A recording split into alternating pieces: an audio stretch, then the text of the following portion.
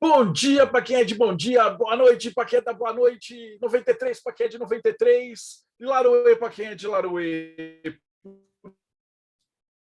Que hoje você já leu ali Exu, e eu sei que você já veio com gosto, porque hoje vai ser show de bola. Então hoje é mais boa noite para todo mundo. Então, antes de começar, nosso convidado de hoje é um irmãozão meu de maçonaria. Eu conheço o cara já, sei lá, uns 15 anos, né, Fran? Muito tempo. Ele Mais ou já menos. teve aqui quando isso aqui era tudo mato, né? Não é muito tempo, mano. Eu não vou falar que a gente vai ver que a gente é velho. Mas agora a gente está num formato novo. Nessa temporada nova não é só o Bate-Papo Mayhem, porque agora virou Boteco Mayhem. E junto de mim estão Rodrigo Celso. Salve! Salve, pessoal! Vamos a mais uma conversa aí sobre Exu. E diretamente dos reinos enoquianos, Ulisses Massad. Salve, galera! Hoje é um tema bem interessante, bastante incompreensível pela maioria das pessoas. Vamos aprender um pouco sobre Exu. E diretamente do irmão gêmeo malvado do Teoria da Conspiração, Morte Súbita, Tiago Tomochauskas. Boa noite, galera. Prazer estar aqui de novo com vocês e um prazer enorme aprender aqui com o nosso professor, o Franz, que vai ensinar muita coisa para a gente hoje. E telemitamente, chegando diretamente da Eclésia Babylon, Vesta Nox.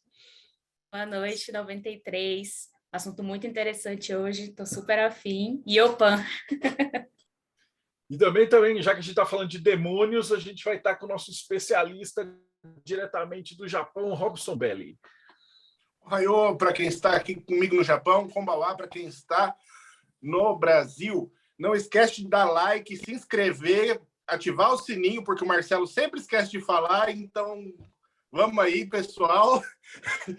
E hoje vamos aprender um pouco mais sobre Exu. Será que eles têm alguma relação com os demônios ou foi tudo baboseira do Aloysio Fontanelli? Isso a gente vai descobrir. Mas então, Franz, seja muito bem-vindo, Manão. Como é que você está? Estou bem, boa noite a todos. Muito bom estar com você de novo, meu irmão. Muito bom mesmo. Eu acompanho você, o seu trabalho há muito tempo já, sou muito fã seu. E é uma honra estar fazendo essa live para a gente poder bater um papo sobre Exu, sobre Quimbanda, sobre o que eu estou inserido, né? Como eu vivo, porque um mestre de Quimbanda, como a gente fala, a gente vive disso, né? A gente respira isso. Não é a nossa religião, é o nosso estilo de vida. Então, a bênção dos ancestrais a todos nós, que a gente possa ter um bom encontro aí, para que a gente possa trocar muita informação boa. O grande Franz. Então, primeira vez, como você já falou da outra vez, mas como diria o Stan Lee, todo gibi do Homem-Aranha é o primeiro gibi de alguém, né? Eu queria que você falasse um pouquinho assim da gente, né? Quando você era criancinha, ia na igreja, sei lá, era coroinha, tinha hóstia e tal. Daí passa 30 anos, o maluco tá lá com o bode, a faca, e os Exus, seu Lucifer e tal. Como é que essa alma bebendo se desgarrou da igreja? Bebendo sangue de pombo.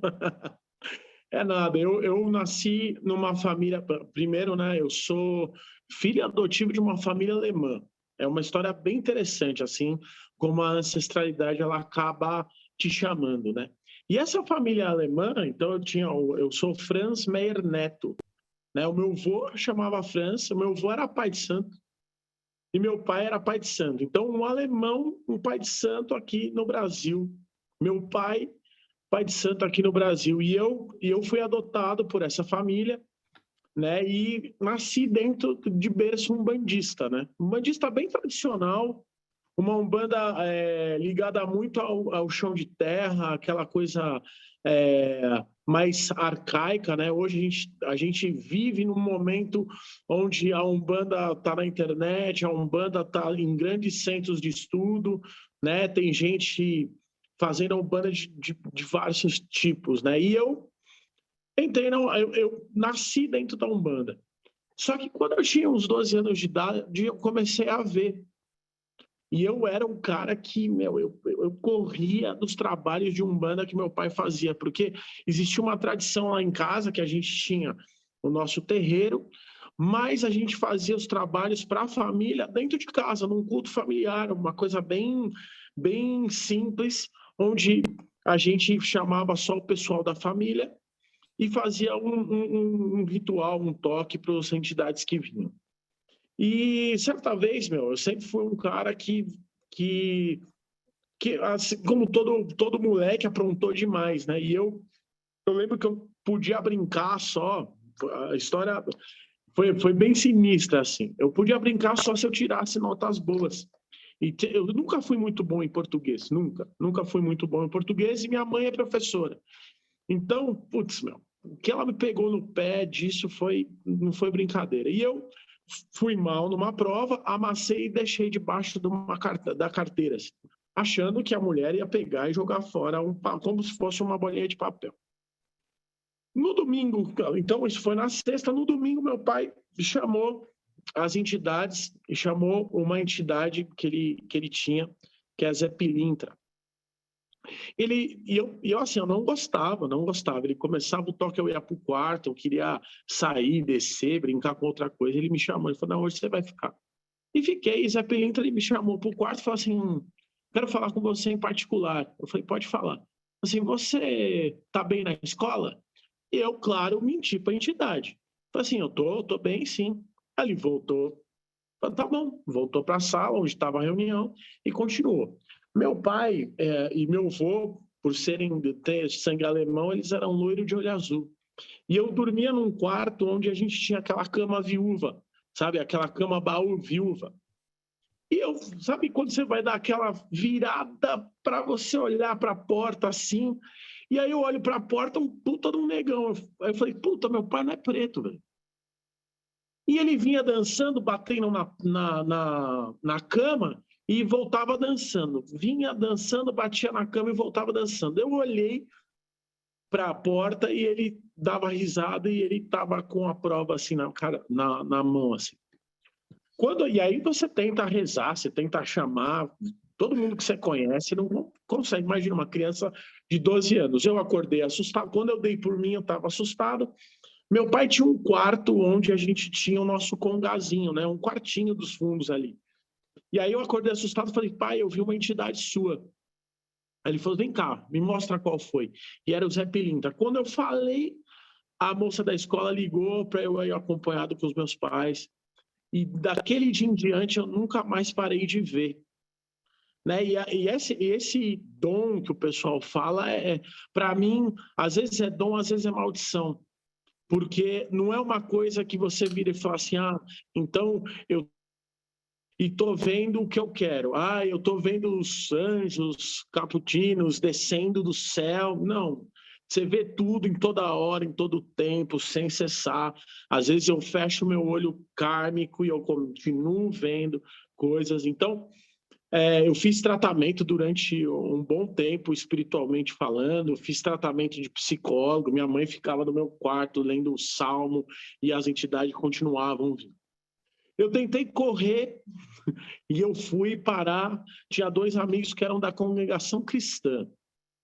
E aí os caras, eles viraram para mim e falaram assim, vamos fazer o seguinte, vamos num dia de batismo e tal, você vai batizar, isso tudo vai resolver na sua vida. O que eu fiz? Pus o terno, a gravata, fui lá na congregação cristã, na Bresser, aí você se batiza numa água gelada, cara, gelada. E aí eu me batizei e falei assim, irmão, já foi, né? Porque é uma coisa transtornante. Você ficar vendo toda hora, você não sabe o que é vivo, o que é morto. E quando eu batizei o Gideon, ele falou, olha, então a partir de hoje todo o mal foi embora.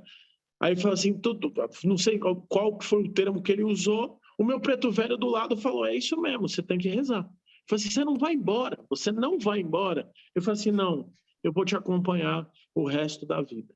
E aí foi aonde eu comecei de uma forma quase que obrigada a acompanhar a espiritualidade. E aí eu me interessei pela questão da maçonaria, entrei na Umbanda, eu tive muitos conflitos com meu pai, assim, e aí hoje eu entendo dentro da ancestralidade qual era o propósito.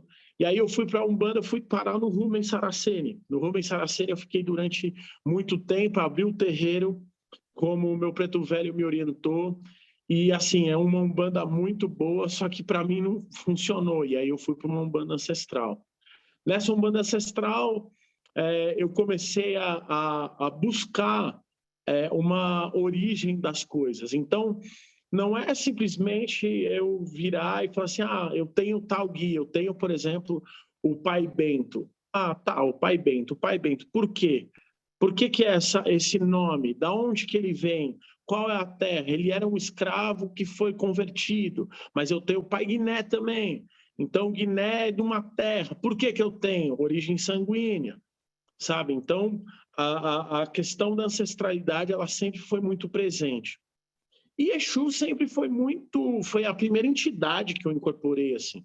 Os seus 7 encruzilhadas eu incorporei, eu tinha 16 para 17 anos, e ele incorporou, eu fui para o quarto dos meus pais, eu senti a presença dele, e aí ele começou a dar orientação desde já. O meu pai estava com uma dificuldade dentro da empresa, foi um momento muito difícil na minha vida, onde tipo, a nossa família perdeu tudo, assim, né?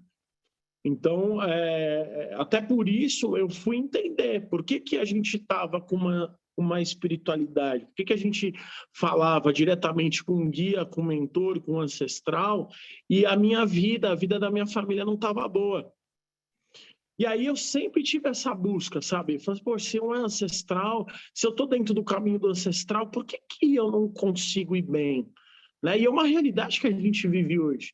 Por que a pessoa, a grande maioria dos médios de terreiro, ou os caras estão doentes, ou os caras estão com problemas de financeiro, ou os caras têm diversos problemas, e assim, por que esse contato com o ancestral, ele não está dando o caminho, a manifestação que a pessoa precisa ter? E buscando nisso, eu fui parar na Quimbanda. A Quimbanda foi um divisor de águas assim na minha vida, porque eu entendi que eu fazia parte dessa ancestralidade, né? Então, eu sempre tive uma busca por saber o que vibrava no meu sangue, o que estava vibrando no meu sangue, qual era o ancestral que respondia pelo meu caminho. E foi na Quimbanda que eu entendi como cultuar esse ancestral. Eu sou iniciado, eu sou mestre de Quimbanda Malay, vão fazer quase 10 anos, e nesse caminho eu percorri a minha ancestralidade, eu entendi um pouco da minha história sanguínea, eu entendi o meu propósito dentro de terreiro, né? Eu entendi muito do que é Exu, né? Do que é o caminho do Exu, e aí se separa um pouco do que é o ancestral, o que é o animismo, o que é a intuição, o que é a vontade, né? Então, eu espero conseguir responder essas perguntas aí dentro do caminho que eu sigo.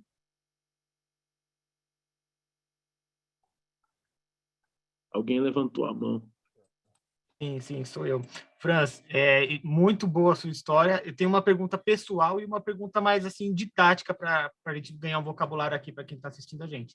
A primeira você falou que desde todo dia você tem essa experiência de visão, de interação com o outro lado. A minha pergunta é sempre com as mesmas entidades ou você vê geral assim?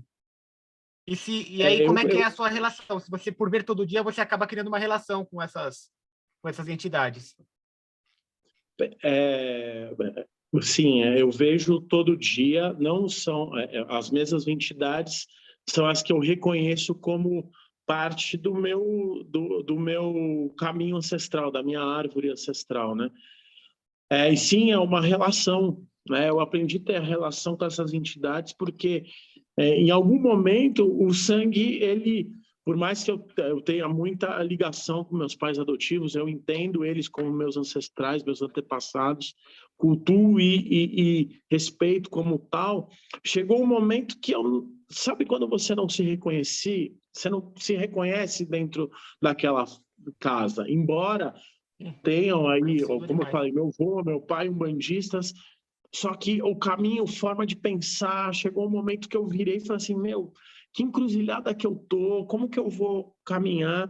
E esses ancestrais, né, os seus 7 encruzilhadas, o pai Guiné, o pai Bento, foram ancestrais que me tiraram de uma coisa chamada solidão, né? Porque chegou um tempo na minha vida que eu não conseguia me fazer compreender.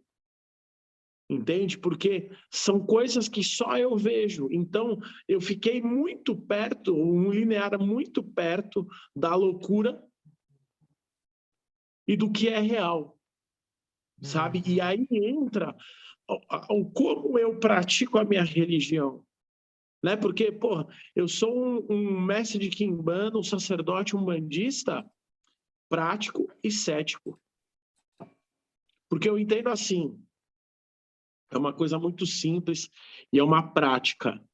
Pô, o ancestral está falando através de você? Ele está falando. Ah, então você diz que você está ali com 7 encruzilhadas, você está ali com tranca-rua, você está ali com preto velho. Tá. Mas isso está manifestando na sua vida? Isso tá fazendo sentido? Porque principalmente o médium, acho que não só o médium novo, mas o médium de uma forma geral, ele sempre tem essa dúvida. Será que sou eu? Será que é o guia? Será que é a intuição? Será que é coisa da minha cabeça? É uma coisa simples. Pratica e vê se isso tem um resultado. Eu não posso falar para ninguém de prosperidade se eu não tiver. Eu não posso falar de amor se eu não tiver. Eu não posso falar de saúde se eu não tiver. E são coisas que eu acabei aprendendo assim na raça. Porque era o contato que eu tinha.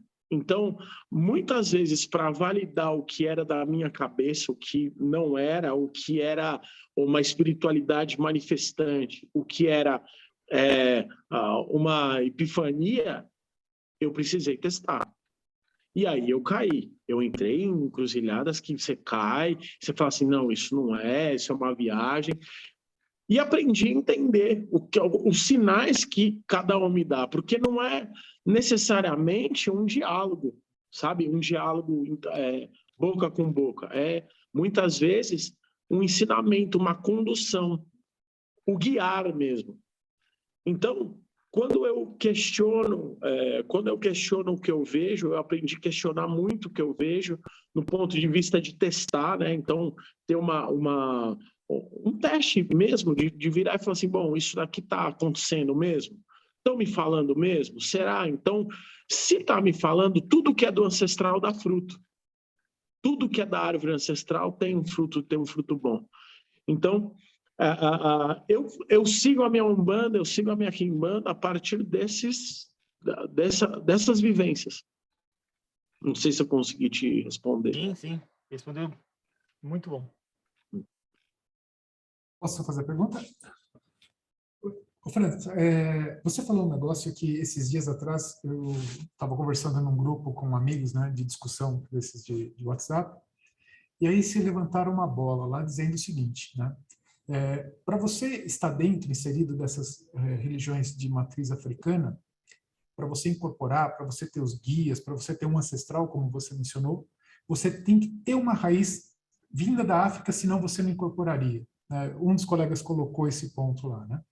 E você comentou que teus pais são alemãos, né? Que teoricamente não teria uma relação direta. Como é que você enxerga isso? E até se você puder explicar qual que é a sua visão a respeito disso? Eu enxergo, é uma grande pergunta, é uma pergunta que sempre me ocorre, sempre muita gente me pergunta disso. Eu entendo que o Brasil, ele é um país de uma ancestralidade tribal muito presente e esquecida. Então, essa ancestralidade tribal é uma ancestralidade de muito magnetismo e acaba acolhendo outras ancestralidades. Então, o tema incorporação, a possessão do espírito, ele se dá muito do nosso habitat. sabe, da nossa região. Então, se, por exemplo, meu pai e meu avô eram alemães, mas para eles entrarem, para o meu avô aportar aqui, um ancestral brasileiro o adotou.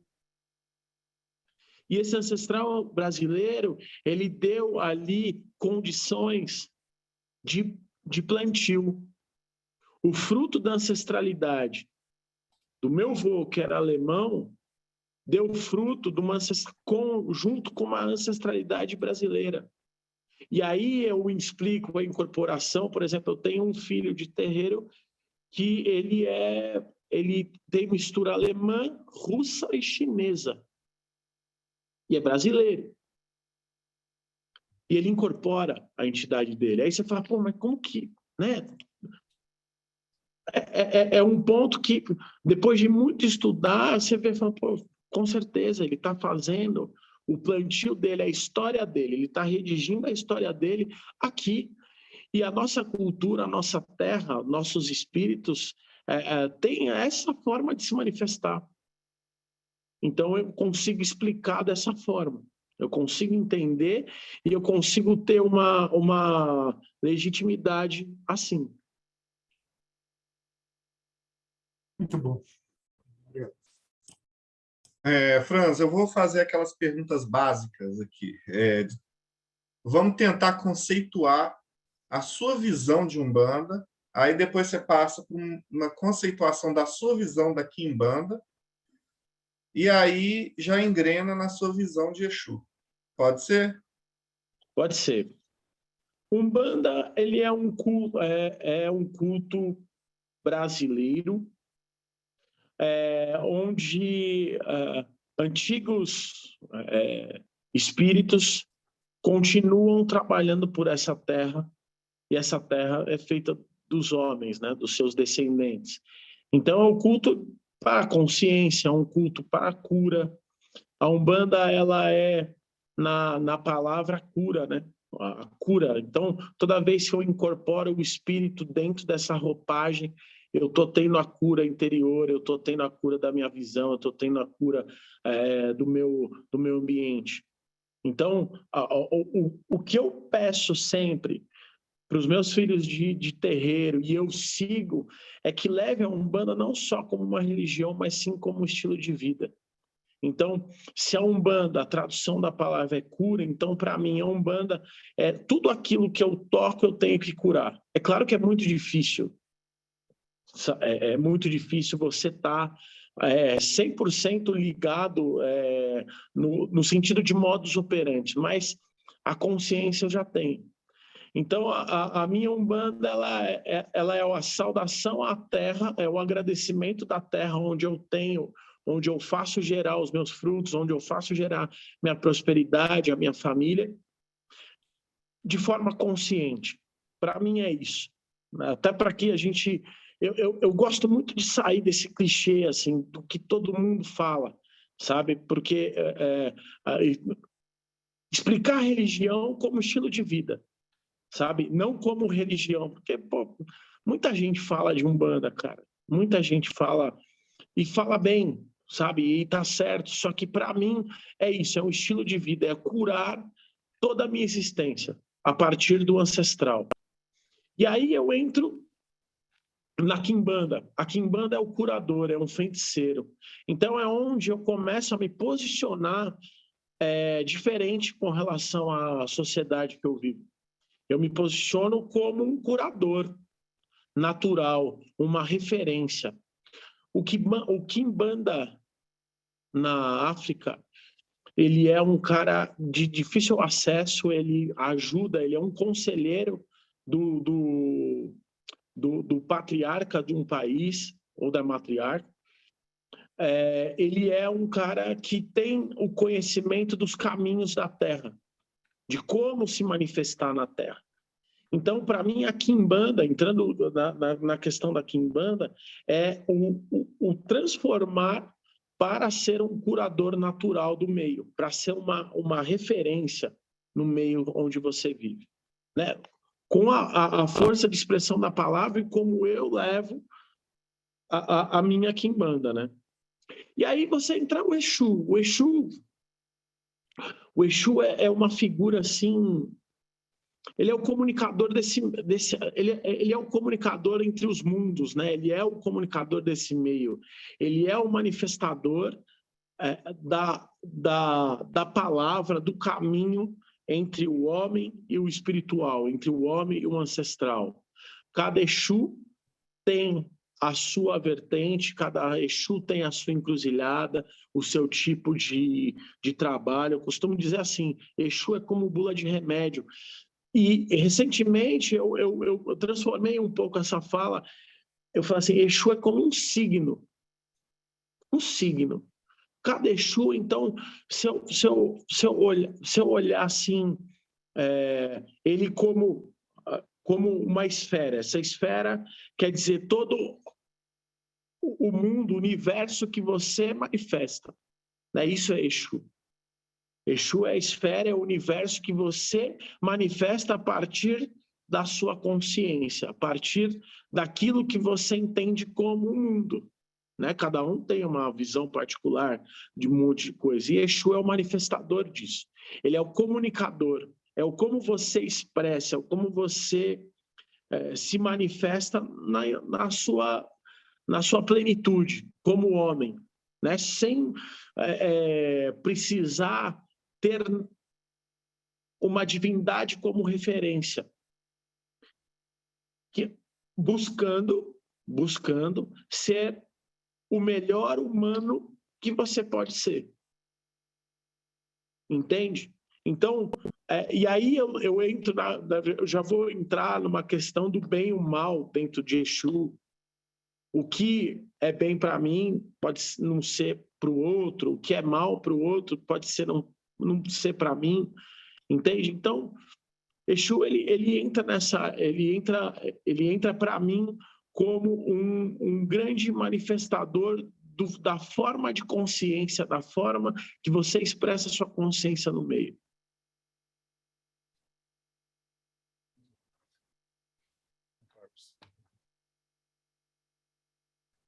Perguntar, então. Eu vou no mesmo caminho aqui do básico com o Rodrigo e vou pongar no Ulisses também. Eu queria que você falasse um pouco do que é um ancestral. O que é um ancestral? Como você entende ancestralidade? Quais são os limites dos laços sanguíneos históricos? E aí você também comentou que a entidade adotou uma pessoa, né? Então, essa conexão entre fiel e entidade, não sei se fiel é o melhor nome, médium, é sempre por essa via da entidade ou a pessoa também pode buscar essa outra espiritualidade de uma outra cultura? Como que se dão essas coisas na sua visão e por que algumas pessoas não conseguem se conectar com a sua raiz cultural e sanguínea e vão se conectar com uma outra raiz cultural e sanguínea que não tem absolutamente nada a ver? Vamos lá, ancestral, né? Ancestral é aquele que, na minha visão, é a partícula geradora, é aquele que manifestou a primeira partícula geradora que te forma. E aí, dentro das culturas, né, Quimbanda e Umbanda, é o que eu posso falar com prioridade, eles, como se fosse dentro de um guarda-chuva, assumem o arquétipo que você precisa manifestar enquanto ser humano. Então, o ancestral, ele é uma manifestação de uma faceta do todo que está ligada a você, que manifesta a sua individualidade. E aí, eu assim, quando você fala de outras culturas, eu entendo que a gente tem uma mistura muito grande. Sabe? Então, não tem como você não manifestar o ancestral, para mim. Ah, mas você está falando da questão sanguínea. E eu volto a falar da questão regional. Às vezes, você tem uma dor sanguínea, porque as histórias, cada um tem a sua, né? Mas aquela região, aquele ancestral regional que vai fazer com que você se manifeste da melhor forma possível. Então, a gente tem várias facetas de uma partícula que faz com que a gente se sustente como ser humano, que a gente se manifeste de forma integral, né? Então, você tem um ancestral que ele vem pelo sanguíneo, você tem um ancestral que ele está, no meu caso, um ancestral que está ligado ao familiar, eu tenho um ancestral que está ligado à terra, eu tenho um ancestral que está ligado à cultura religiosa. Então, cada um deles tem um papel. E é claro que, dependendo do tipo de caminho que você tem, você vai manifestar um. Um vai ser aquele que vai estar na sua frente, um que vai te dar referência. Entende? Então, talvez, não sei se eu consegui explicar esse ponto ancestral. Sim. A minha pergunta, é a última pergunta básica que eu vou fazer, mas é para fundamentar bem a sua palestra aqui. E também uma curiosidade minha sobre a sua mediunidade. Você chegou a falar que parecia uma maldição, às vezes uma bênção. Eu queria que você falasse sobre isso, sobre essa sua percepção sobre a mediunidade, e também sobre essas diferenças de um déjà vu, uma intuição, o que é o seu pensamento, o que é o outro falando, a entidade falando, fazer essas separações. E por quê? Por que eu estou perguntando isso? Porque, assim, inevitavelmente vai chegar no YouTube, um monte de gente vai ver isso aqui, e tem gente que pensa, eu quero ser médium, vou ser poderoso, que não sei o quê. Aí você vai aterrar bem a situação. Tá, então, eu vou até citar um exemplo. Há uns anos atrás, vai fazer acho que uns 11, 12 anos atrás, eu fui visitar um amigo, pai de santo, dentro do Hospital do Câncer. E eu fui lá e tal, fui junto com outro irmão meu, o Renato, que foi da nossa loja maçônica, minha e do Del Débio. E aí eu entrei assim, e ele realmente ia falecer. Eu virei para ele e falei assim, cara, você tá indo, né? A tua ligação já tá opaca, já tá gelado, né? A vibração do meio tá gelado, já tem os seus mentores do lado. Enfim, eu vou fazer a extrema-unção. Eu fiz a extrema-unção dentro do preceito umbandista, né? Para esse meu irmão. E eu estava descendo do hospital. Quando eu fiz isso, estava descendo, a família dele estava chegando. E pensa, né? Eu estava chocado, né? Porque eu ia perder um irmão, mas era a família ali. E aí eu, sem filtro nenhum, assim, sem pensar, porque isso estava na minha cabeça, eu falei assim, olha, sobe porque teu pai está morrendo. E a pessoa virou e falou assim, mas como assim? Sabe, tá morrendo e tal. Eu falei assim, mais ou menos 1, 2 horas. E deu 1, 2 horas, o cara morreu. Nisso o meu Exu, ele veio e falou assim para mim, ele falou assim, Franz, você tem que tomar cuidado, porque quem cutuca muito essa questão da morte, eu era um cara que quando eu comecei a controlar o que eu via, no sentido assim, de prestar atenção, porque é uma questão de atenção mesmo, é uma questão de foco. Eu comecei a falar, eu comecei a virar e falar assim, olha, então, fulano de tal tá com uma sombra preta atrás. Na loja maçônica, muitas vezes o Del Débio dava palestra, vinha um monte de espírito e eu falava. E o Sete Encruzilhadas, ele virou para mim e falou assim, cara, se você continuar falando, você vai ter problema. E eu vou te dar um problema. Para que você entenda que tudo que você fala constrói ou destrói. Tudo que você fala tem que acrescentar. E eu falei assim, coisa da minha cabeça e tal. E com 25 anos eu operei de catarata no olho esquerdo. Então, por que eu estou contando isso? Porque quando a coisa ela é real, ela dá um resultado, ela dá uma resposta palpável, real. Ela dá uma resposta direta. Você não fica no achismo, vai ser do merecimento. Vai acontecer. Quando é uma espiritualidade, quando é uma verdade, ela vai te dar uma questão real. Então, toda vez que eu vejo, que eu foco em algum lugar e eu vejo um espírito, eu vejo um mentor, ou meus próprios guias vêm falar alguma coisa para mim, eu testo. Hoje eu testo muito. Eu viro e falo assim, tá, beleza, então eu preciso ter sinais. Quais são os sinais? Primeiro, sinal corporal. O espírito mentor, ele é quente. Ele te dá uma sensação de quentura, né? Então, ele estando quente, ele me mostra um espírito que não está ali para fazer nenhum mal, nem é um espírito perdido e nem é uma ilusão da minha cabeça. Esse é o primeiro ponto. O segundo ponto, quando o espírito ele me dá uma condução, ele tem um prazo e ele manifesta. Então, toda vez que eu falo com o espírito, seja dos meus médiuns, dos médiuns do meu terreiro, seja o espírito que está direcionando para mim, eu peço respostas palpáveis. A ilusão é a vontade, ela está ligada. Então, essa é a questão de ver, né? E é muito real, não tem nada lúdico. A questão, e aí entrando na questão da ilusão, a ilusão ela está ligada com vontade, ela está ligada com aquela vontade da histeria. Então, é aquilo, né? Trazendo um pouco para o terreiro de Umbanda, o terreiro de Quimbanda. Tocou o ponto que eu gosto, eu começo a tremelicar.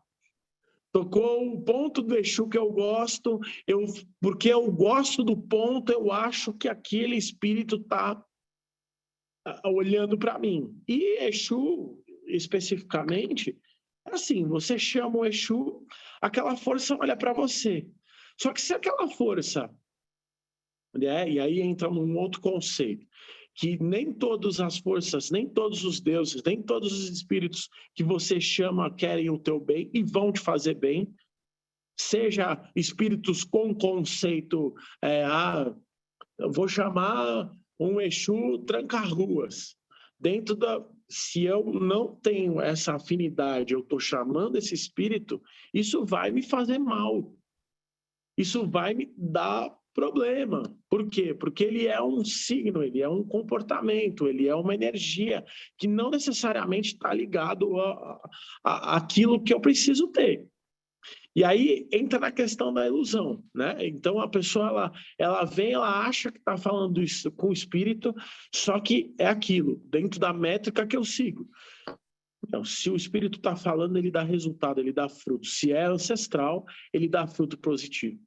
Então, como que você está chamando? Você está chamando uma força, um espírito, você está falando, e a tua vida não está andando, a tua vida não está correndo, você não está tendo manifestação boa, você não está tendo boa saúde, você não está tendo família, você não está tendo prosperidade, como que é? Sabe? E aí entra na questão da ilusão. E tem a questão do vislumbrar, né? Então você está deslumbrado com uma questão específica, você está entrando no terreiro agora, você está entrando na questão da Umbanda, da Quimbanda. Poxa, o nosso país ele tem uma religião regente, que é o cristianismo. Ele rege o nosso país. E quando a pessoa ele vai para uma religião livre, né? E aí essa liberdade, ele está dizendo assim, você está livre, mas você você vai assumir seus atos. Você não vai ter um livro que vai te falar, olha, então você se arrependeu, você está salvo. Não, você vai ter reatividade. Quando você muda nisso, você vai vislumbrar. Quando você sai do cristianismo, sai de uma religião mais fechada e entra numa religião livre, você vai ter ali um choque, porque tudo é muito novo. E quando você tem o choque do começo, tudo é bom, porque você não julga, você não critica, você só absorve, né? É um dos arquétipos, inclusive da Umbanda, né? A questão do herê, das crianças. Então, você está só absorvendo. E você está absorvendo, você está se alimentando para depois vir a dúvida, para depois vir a sabedoria. Então, dentro da mediunidade, dentro da espiritualidade, como eu vejo, como eu vivo, é isso. O que é real, o que eu vejo, dá fruto, é palpável. O que o meu guia falar, o que o mentor falar, é o que vai acontecer. É o que vai... E aí não tem nada a ver com fé. Tem a ver com direção, né? Essa é uma outra coisa. A Quimbanda, especificamente, ela não é uma religião de fé. Ela é uma religião de certeza. Ilusão é quando a pessoa, é aquilo, né? Ela fica emocionada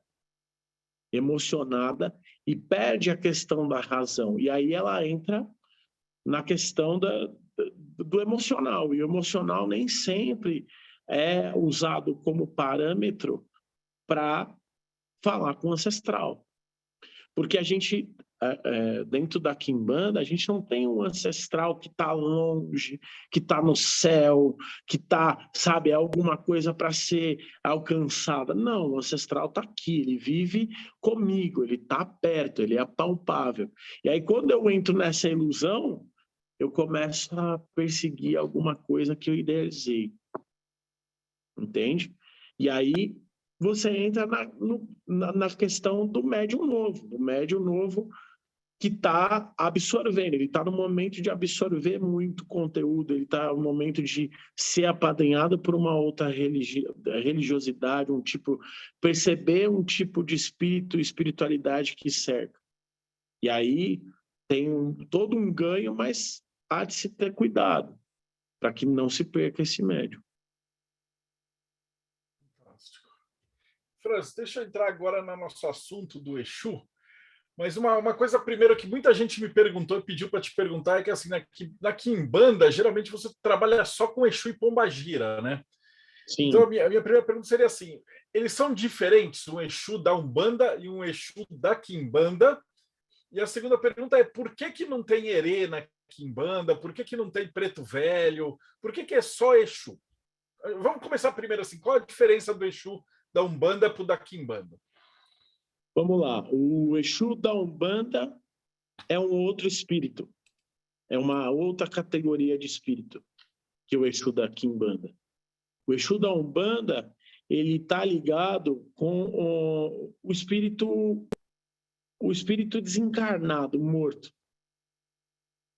O Exu da Quimbanda, ele está ligado com uma força ancestral que já não tem uma configuração de um espírito humano.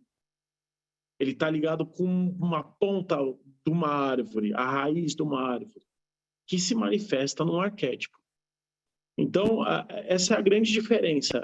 São espíritos, categorias de espíritos diferentes. O Exu de Umbanda não é o mesmo Exu do Candomblé, que não é o mesmo Exu de Quimbanda. São categorias... Eles só têm o mesmo nome, né? Então, o ser humano que deu o mesmo nome, mas são outras criaturas. Isso, exatamente. Até porque é aquilo que eu falei, né? Eles são signos, como se fossem signos, né? Porque manifestam um determinado caminho.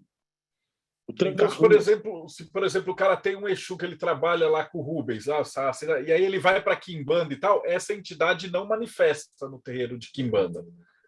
E aí, se por acaso ele depois incorporar ou assumir um outro Exu, e aí de repente ele abandona a Quimbanda, volta para a Umbanda, esse Exu da Quimbanda não manifesta na Umbanda, né? Não manifesta.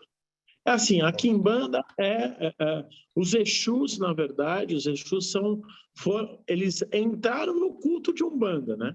Mas eles não são originários desse culto. O culto de Umbanda, ele tinha 3 arquétipos, né? O velho, o jovem e a criança, né? Então é preto velho, caboclo e herê, basicamente. Aí o caboclo com homenagem a cada região. E o Exu, ele foi trazido porque a mistura foi muito grande, né? Foi muito grande, mas o espírito, vamos supor, eu tenho ali o meu Exu de Umbanda. O meu Exu de Umbanda, ele se chamava Sete Cruzes. Ele só se manifesta na Umbanda. Ele é um espírito que está dentro daquele cenário, dentro daquela energia. Os Sete Encruzilhadas é um espírito de Quimbanda, ele só se manifestou dentro da Quimbanda, entendeu? E ele tem uma outra qualidade, ele tem um outro tipo de manifestação, um outro tipo de enredo, um outro tipo de energia. Entende? E aí eles ganham os mesmos nomes em diferentes religiões, porque é isso, são signos, são caminhos. O Exu Tranca-Ruas é um caminho. Geralmente é um caminho da pessoa que está ligada com o trabalho, que a busca é trabalho, que a busca é abrir caminhos, mas também está ligado com a pessoa que tem sérios problemas com relação aos pais, à família, sabe, que é o grande desafio. Sete Encruzilhadas, está ligado com pessoas que estão ligadas com negócios, com dinheiro, a busca por dinheiro é muito grande, mas, ao mesmo tempo, a grande confusão de para onde eu vou, da onde eu vim, é muito presente. Tiriri está ligado com pessoas de tato rápido. Então, essas pessoas elas têm sangue quente, elas são rápidas, são resolutivas, mas está ligado com pessoas que têm grandes traumas com a figura paterna. Sei lá, Capa Preta está ligado com pessoas de extrema justiça, que tem um grande trato com a palavra. Então, a lealdade está muito grande, muito presente de pessoas de capa preta, mas, ao mesmo tempo, são pessoas que sentem uma solidão muito grande. Entende? Então, são arquétipos que seja dentro da Umbanda, seja dentro da Quimbanda, seja dentro do Candomblé, quando a pessoa ela me dá um Exu, eu entendo o que a pessoa está precisando, né? O que a pessoa ela manifesta, como eu trabalho aquela pessoa, como eu posso ajudar, qual é a chave que aquele ancestral liga naquela pessoa. Belezinha. Ô, Ulisses, faz o seguinte, você e o Robson perguntam e depois eu sigo, que eu vou... As minhas outras perguntas são nessa linha. Então, Mas eu tenho um monte de pergunta também. não. Essa linha que eu ia fazer essa pergunta que você fez, mas até aproveitando o gancho, né?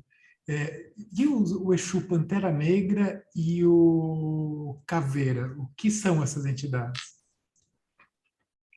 O Exu Pantera Negra é um Exu muito bom, ele está ligado com as pessoas que acabam sendo estrutura de uma família, sabe? Acabam sendo pessoas que são sacerdotes dentro da família, sabe?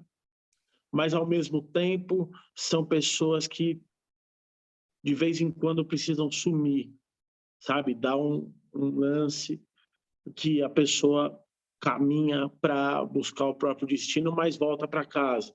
Tem uma preocupação muito grande com a família. No sentido de trabalho, Exu Pantera Negra é um Exu muito rápido para abrir negócios impossíveis. É um Exu muito rápido para trazer resposta a pessoa está mentindo para mim?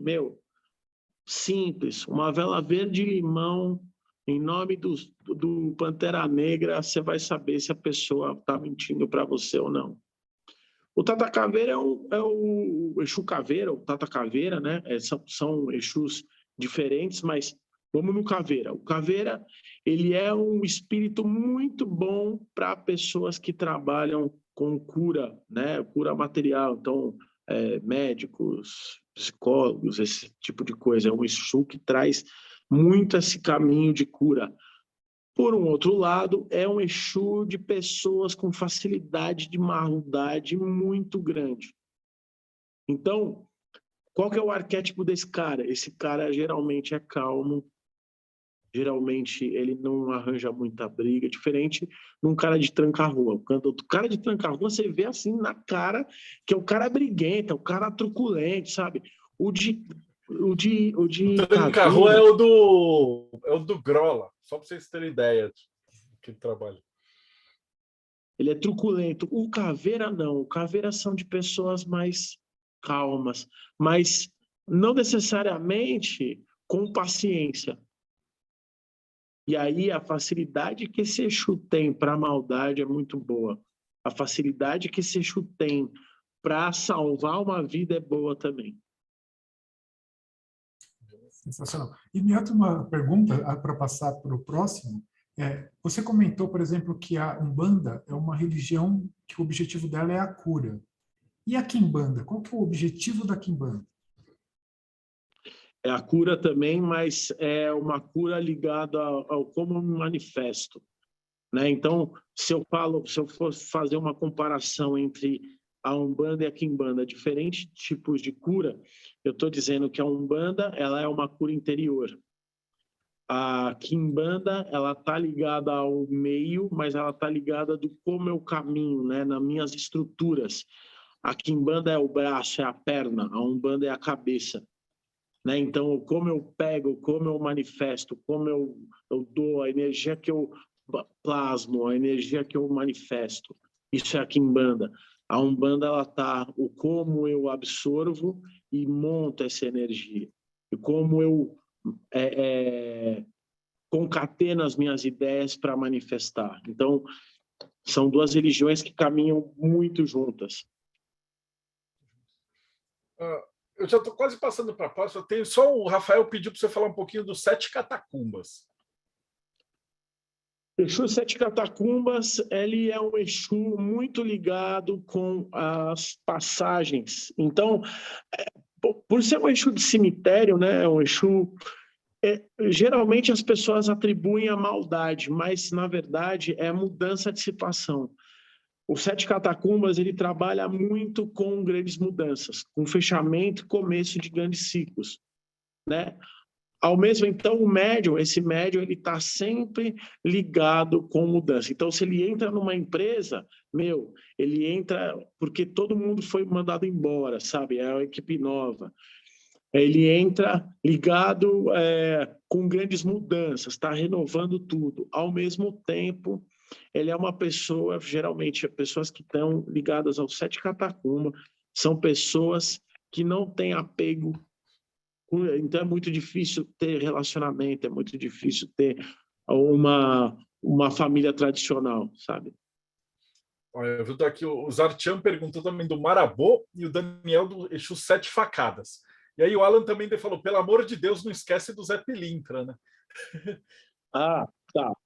Vamos falar então do Marabô. O Exu Marabô é um Exu muito rápido, é um Exu ligado nas causas de resoluções de problemas de trabalho. É um pouquinho diferente do tranca-rua, né? O Marabô, ele é um Exu que ele vai resolver uma discussão, ele vai resolver uma briga, ele vai resolver a palavra maldita, né? A palavra que é dita quando a pessoa está sendo vítima de palavras negativas, Marabô resolve.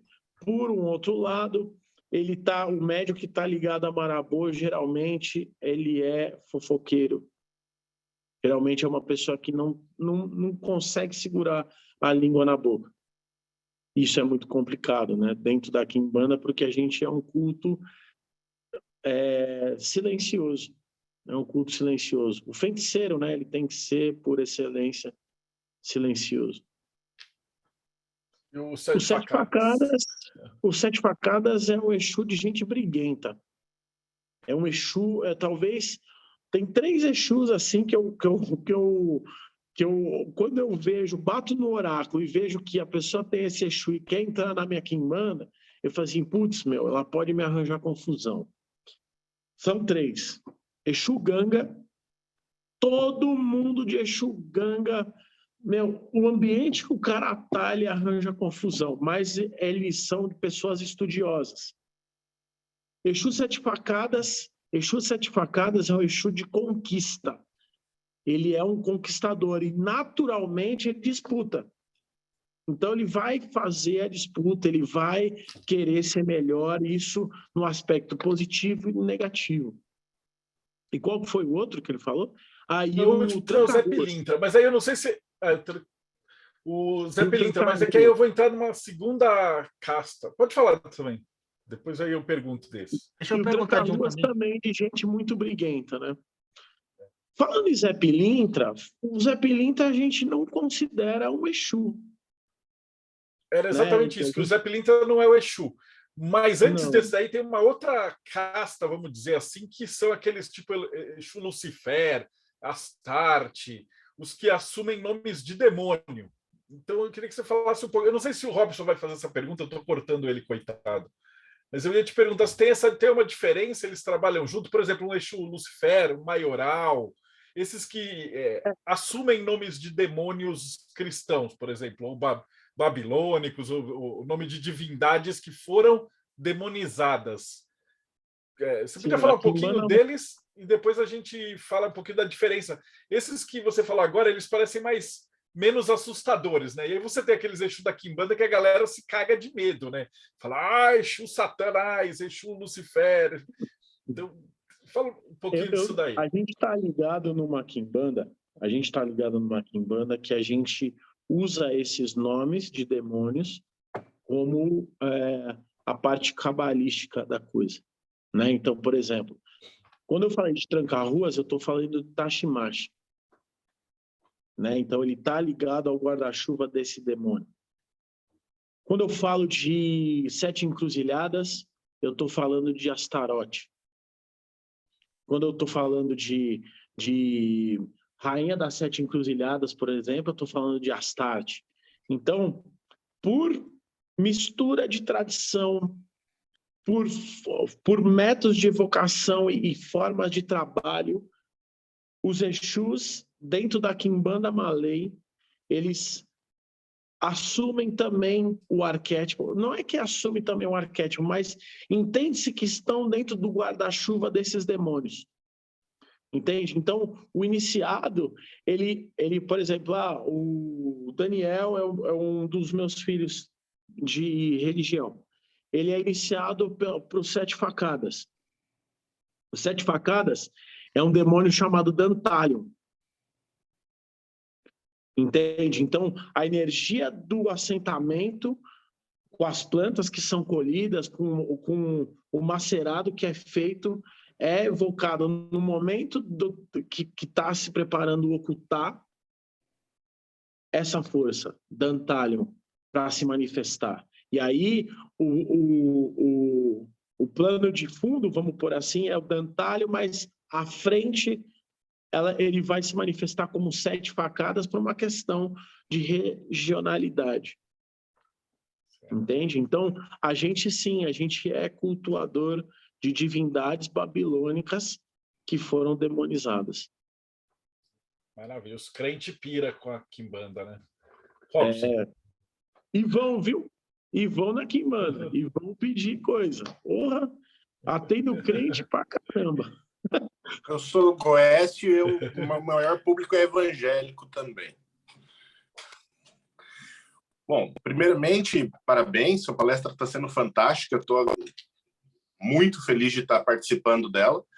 E você falou desses arquétipos, eu achei maravilhoso, até porque eu sou um libriano. Meu nome iniciático é Justus, Justiça, e o Exu de incorporação, o primeiro Exu que eu tive uma incorporação na minha vida foi o Capa Preta. Assim, é um demônio. É um demônio chamado Lucifim. Isso. E eu achei muitíssimo interessante tudo isso. E agora a minha pergunta. Da onde vem tantas essas informações? Olha, é muito complicado assim eu falar de uma raiz com certeza, tá? Mas a gente sabe que o culto aos Exus, o culto aos demônios, que depois foram colocados em nomes simbólicos mais abrasileirados, foi uma grande mistura de cultura, né? Então, o cara, ele ia na macumba, né? O europeu ia na macumba, o cara riscava um símbolo, tinha um perfil de um demônio, como se fosse uma bula de remédio, né? Tinha um perfil de um espírito né, que fazia um determinado trabalho com maestria. E aí o cara, ele virava e falava assim, poxa, eu quero um negócio, eu quero abrir um negócio novo, eu quero fazer dinheiro, eu quero... Pô, então você está fazendo um trabalho e a gente tem Astarote ali. Pô, isso aqui para mim é Astarote. É o grande arrebanhador de almas, né? É um cara da lábia. Você via o espírito, tem numa lábia diferente, um grande vendedor. Pô, aquele espírito, ele trabalha para a justiça, ele trabalha...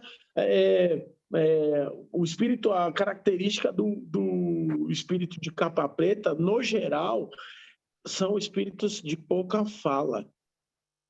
São espíritos muito mais diretos. Não tem... Se você vai falar com 7 encruzilhada, você vai beber, você vai dar risada, porque é esse envolvimento de Astarote, né? Ele é um arrebanhador, então ele não pode ser um cara travado, ele não pode ser um espírito com poucos amigos. Mucifim, não. Mucifim é aquilo. Seja breve, seja sucinto e seja direto. Ponto. Então, o que os caras faziam? Os caras, eles pegavam a característica desses demônios que eles tinham e falavam assim, putz, então esse Exu é esse demônio. Vamos riscar o ponto e vamos pôr esse sigilo para ele. Ah, vamos pôr outro sigilo para Dantalho. Dantalho, putz, você pede uma coisa para Dantalho, ele constrói. É um espírito que quem carrega com muito... geralmente são briguentos, mas são pessoas que constroem coisas, que compram propriedades, que compram coisas, que têm negócios, que, sabe, que atiram para todo lado no arquétipo negativo. Isso é Dantalho. Próculo, Exu, caveira. É um demônio muito ligado com a questão de morte e de vida, muito ligado com a questão de cura e de doença, sabe? Então, é dessa tradição, é dessa mistura que vem a Quimbanda, né? Eu posso falar com prioridade da Quimbanda que eu estou inserido, a Quimbanda Malay, a Quimbanda dentro do meu terreiro, né? Eu sei que tem muitas. Tem Quimbanda das Almas, por exemplo, que vem Preto Velho. Tem Quimbanda de Caboclo, que vem Caboclo, né? Falando já um pouco do que o Deldébio falou, né? Então por que não tem Herê dentro da Quimbanda, não tem Preto Velho dentro da Quimbanda? Sinceramente, hoje, eu não sei se dentro de todas as Quimbandas, né? Pegando o conceito do curador, do feiticeiro, se não vem esse tipo das entidades. Na minha Quimbanda, é Exu e Pombogira. Não, mas não importa, França. A gente, para aqui, é a visão da Quimbanda Malay. Então, de repente, se a gente vai... Mas aí você estava falando dos demônios, eu achei muito legal. Não sei se você lembra do Valdir Persona, que ele era do Candomblé, e eu levei para ele os sigilos de Goécia, e ele não sabia nada do que era Goécia, porque o cara era raizão. E aí ele ficou olhando sigilos e falava, esse aqui é do Tiri. Então eu estava fazendo essas pesquisas e você falando tem os mesmos demônios. Então eu acho que, de alguma maneira, a grosso modo, se a gente pegar várias quimbandas diferentes e tabelar tudo isso e fazer um trabalho enciclopédico, eu acho que a gente vai achar aí uma semelhança muito grande disso daí, né? Porque no final das contas, essas entidades estão aí desde sempre, né? E o branco cristão europeu, quando o cara tinha um terreiro, o cara incorporava, descia lá um taquimaque, ele ia achar que era um demônio cristão, né? O cara nem tinha ideia que a África existia. Então, cada geração e cada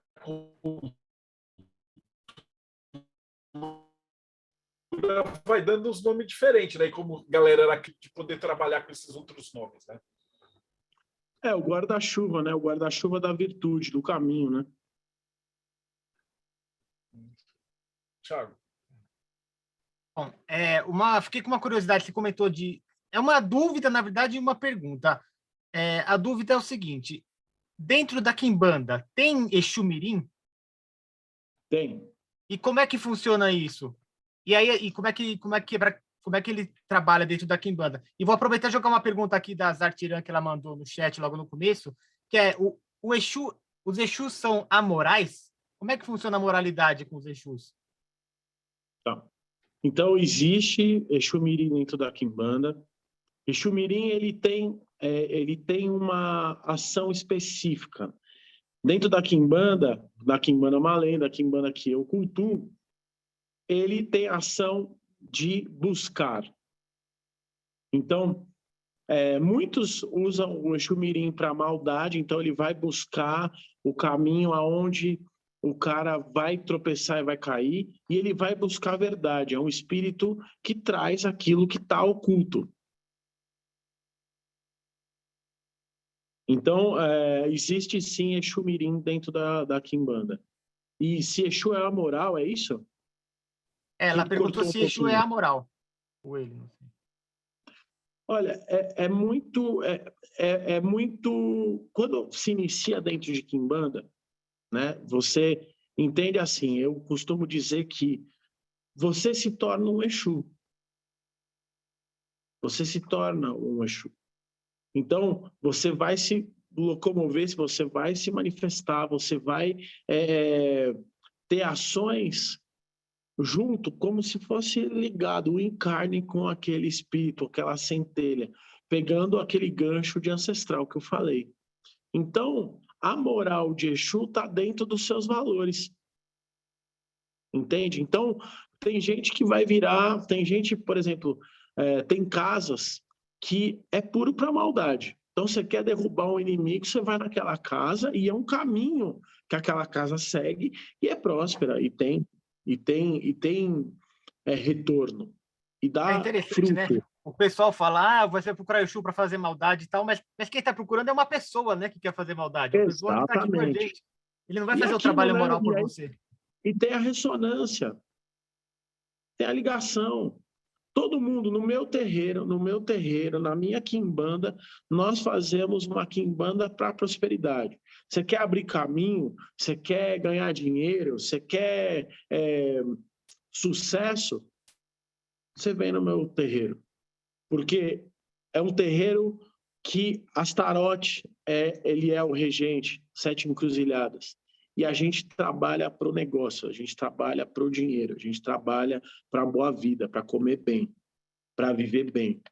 Entende? Então, dentro dessa quimbanda, da minha casa, mas eu conheço casas que são para maldade. Eu conheço casas que são ligadas a amarrações, a sexo. Entende? Então, é a semelhança, sabe? É a semelhança, é a sintonia.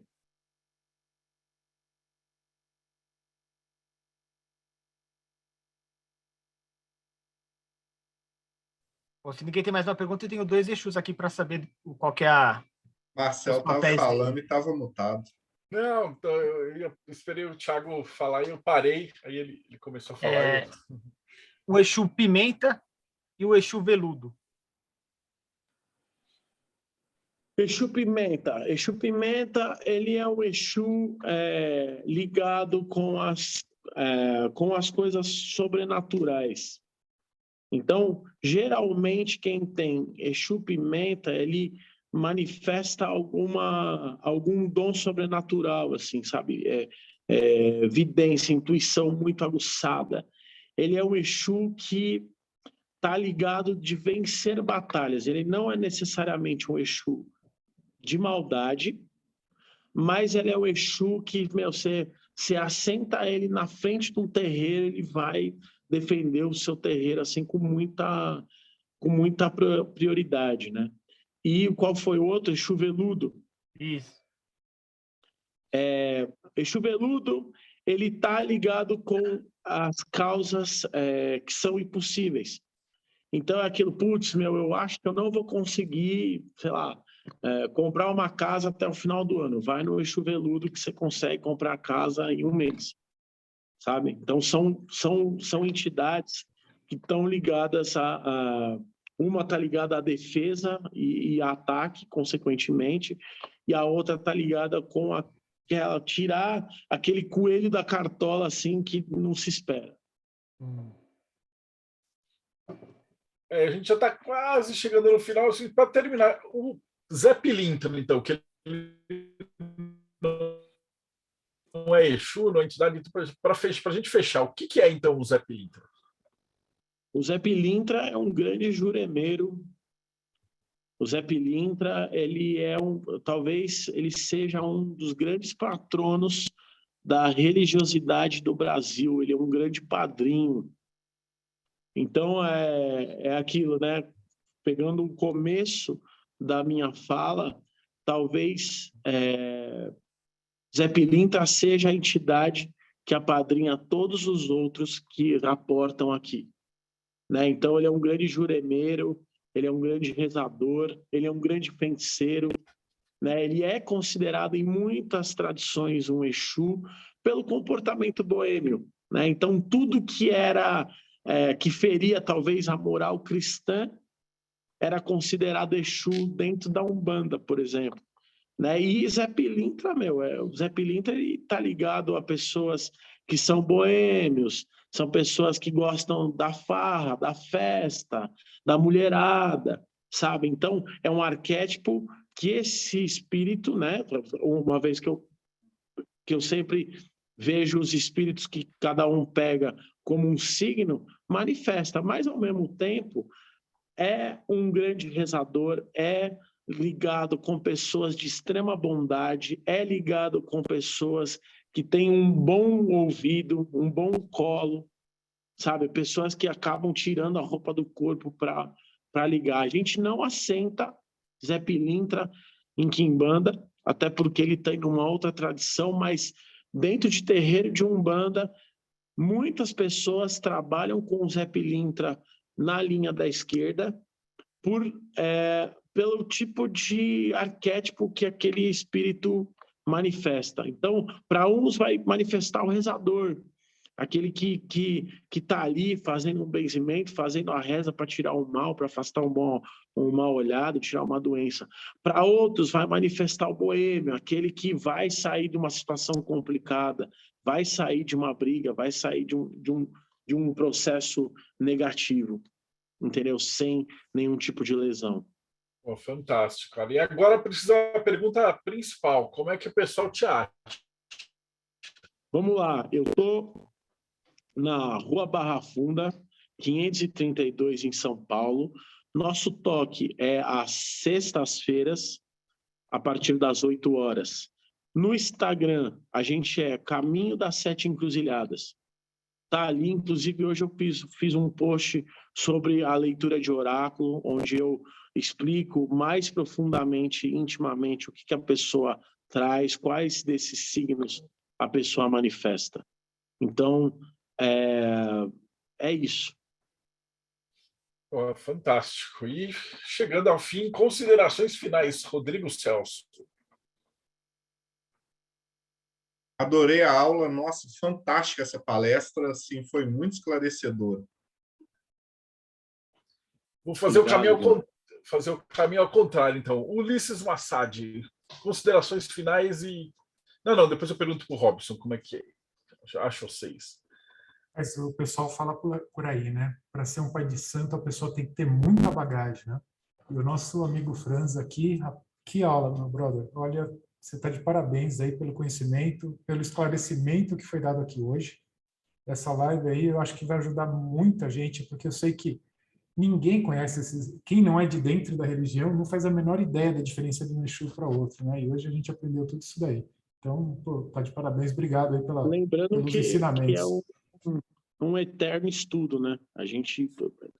Eu continuo estudando, né? Embora eu sou mestre dentro da minha casa, mas em uma casa eu sou filho, né? Então eu continuo estudando, continuo aprendendo. Mas obrigado pela oportunidade. Parabéns aí pela humildade também, cara. É isso que é bacana, né, cara? Porque como é que você vai querer reverenciar a ancestralidade se você não reverencia os seus professores, seus mestres? Então é uma coisa que precisa mesmo, né? Robson Belli, direto do Japão, considerações finais. Fantástica. Eu espero que ele volte mais vezes para falar mais do assunto, porque eu achei sensacional a palestra. Meus parabéns. E, olha, Fazia tempo que eu não escutava alguém falar com tanta coerência sobre o assunto, de uma forma tão leve quanto você falou hoje. Muito obrigado, foi sensacional. Obrigado você, obrigado pelas palavras aí, a oportunidade de estar aí com vocês. Eu sou um fã do canal, sou um fã de tudo que vocês fazem aí, um projeto muito grande, muito legal, com muita gente bacana. Parabéns para vocês também. E obrigado. Estarei, toda vez que for convidado, estarei. Eu espero trazer um tema mais profundo, que são os oráculos, o como... O Exu é um oráculo vivo, né? Então, como acessar, como fazer. Então, é legal. Maravilhoso. E da Eclésia Babylon? Bárbara, como é que a gente acha a Eclésia? Oh, aliás, o Robson se despede e tal, e o Enoquiano? Eu vou fazer o caderninho agora. Eu estou vendo... Ele fala de você, tá mas ele esquece de falar ali, o Rodrigo. Eu falo de o Rodrigo só virou assim, ó, coisa. faz assim, ó. Depois eu esqueço a mesma coisa, né? Bom, pessoal, quem mas a quiser conhecer conversa um pouquinho mais de magia boa, enoquiana... cara. A gente não é marqueteiro, a gente é estudioso, é diferente. A função dessa live é outra, a função dessa live é aprender, não é fazer marketing. Então, a gente esquece, cara. Como é que a gente acha enoquiano? Bom, quem quiser conhecer um pouquinho mais da magia enoquiana de maneira séria, de maneira compromissada, pode acessar lá, enoquiano.com.br. A gente tem um grupo de discussão aberto e gratuito, todo mundo é bem-vindo. E nós estamos recebendo muitos membros ultimamente, então quem tem alguma experiência, quer compartilhar, chega lá com a gente, vai estar sendo muito bem-vindo. Maravilhoso. Bárbara, então, a Eclésia Babylon. O que é a Eclésia Babylon? Primeiro, eu queria parabenizar a Franz. Hoje foi uma grande aula para mim, não só do conteúdo em si, que é muito fascinante, mas do trabalho sacerdotal. Enquanto sacerdotisa, eu me senti muito inspirada pela sua humildade, pela sua pedagogia didática. Foi sensacional, pela paz no seu discurso. É realmente incrível. Em homenagem à morte súbita, eu vou dizer, hein? A Eclésia Babylon é uma igreja. Então, a Eclésia Babylon é uma instituição religiosa baseada no gnosticismo e em Telemann. E a nossa figura central de culto é a deusa Babylon, pela corrente 156. Então, todos são bem-vindos à nossa comunidade no www.4gsanctuary.com e também podem me buscar no Instagram, vesta.noves. Estou sempre à disposição. Maravilha. E a gente hoje está um pouquinho desfalcado, porque tanto a Priscila quanto a Jéssica, quanto a Cat, que eles estão com aquele projeto da Roca das Moiras, aí elas tinham uma reunião gigante para fazer e não tinha outra data, e aí acabou, elas ainda estão em reunião lá, então não participaram hoje, mas eu vou fazer a propaganda. O Espelho de Circe é uma comunidade que trata assim, principalmente das bruxas, feiticeiras, as mulheres, porque homem a gente não menstrua, a gente tem uma série de coisas que são muito particulares das mulheres, e aí esse grupo ele é formado por mulheres para cuidar desses projetos, e essa Roca das Moiras é um projeto delas para conversar sobre o sagrado feminino, sobre todos esses assuntos. Então, tipo, eu não tenho lugar de fala, que eu sou homem, mas vão lá, espelhodecirce.com.br, e aí vocês vão dar uma olhada nesse projeto que está maravilhoso. Muito legal mesmo, viu, Marcelo? Recomendo, participei, show de bola. Venham conosco, que a gente precisa de uma rede de mulheres cada vez mais forte. E, Tiago Tamussauskas, considerações finais e o Morte Súbita, cara? O que é o Morte Súbita? Tem demônio no Morte Súbita? Tem Exu no Morte Súbita? Tem bastante demônio lá. Quem quiser, inclusive, tem demônio e tem sobre Exu também. E a coisa que está aí no meio dos dois.